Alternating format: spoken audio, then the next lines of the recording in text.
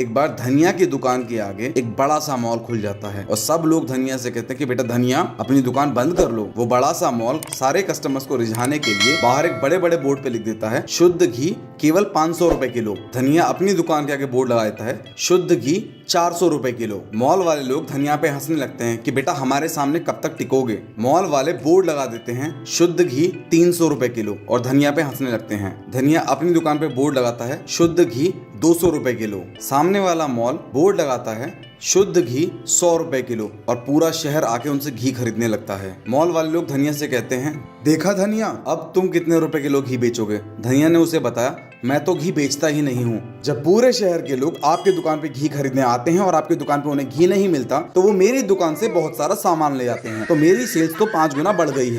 एक दिन हो रही थी मस्त झमाझम बारिश और बारिश देखकर धनिया का मन कराया चाय पकौड़े खाने का। अब घर में बेसन था नहीं तो धनिया ने थोड़ी देर कुछ सोचा, फिर वो एक छाता लेकर आया और चल दिया मार्केट बेसन लाने के लिए। अब दुकान पर पहुंचकर धनिया ने बेसन मांगा। अब दुकान वाले ने धनिया को बेसन तो दे दिया, लेकिन धनिया ने एक चीज नोटिस करी कि दुकान वाले के साथ साथ वहाँ पर जितने भी लोग थे ना वो सब धनिया को घूर रहे थे। धनिया को लगा कि आज शायद ज्यादा स्मार्ट लग रहा हूँ मैं, इसीलिए लोग घूर रहे हैं मुझे। और ऐसा सोच के धनिया बेसन लेके अपने घर की तरफ चल दिया। रास्ते में धनिया को मिले शिक्षा भैया चाय की टपरी पर चाय पीते हुए। अब शिक्षा भैया ने धनिया को देखा तो तुरंत बुला लिया, इधर आओ धनिया इधर आओ। अब शिक्षा भैया ने नोटिस किया कि धनिया ने छाता तो लगा रखा है लेकिन धनिया फिर भी भीगा हुआ है, क्योंकि धनिया के छाते में एक होल हो रखा था। तो शिक्षा भैया ने पूछा कि धनिया तू होल वाला छाता लेकर क्यों घूम रहा है। तो धनिया बड़े प्यार से बोला शिक्षा भैया इस छाते में होल थोड़ी ना था, वो तो मैंने खुद किया है जिससे कि जब बारिश बंद हो जाए तो मुझे पता चल जाए, नहीं तो मैं बंद बारिश में भी छाता लगाऊंगा तो लोग मजाक उड़ाएंगे ना मेरा।